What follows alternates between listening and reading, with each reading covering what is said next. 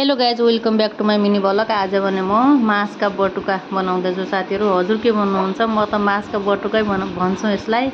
आज भने मैले पिसेको मासका बटुका मैले भने मासको फाँडामा आज भने म गत र कालाबल्टा हालेँ भने टेस्ट आउँछ क्या। यो डिबेमा बनायो भने साथीहरू, यो म आज डिबेमा बनाउँदैछु। मैले पिसेको मास र गत र भट्टमा मिक्स गरिसकेँ साथीहरू, पकाएको।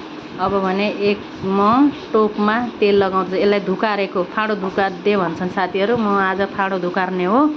यसरी धुकार्यो भने लास्ट टेस्ट आउँछ के साथीहरू। मेरो फाँडो पनि पाकिसक्यो। अब म धुकार्दैछु। यहाँनिर मैले कोइला लगाएँ साथीहरू।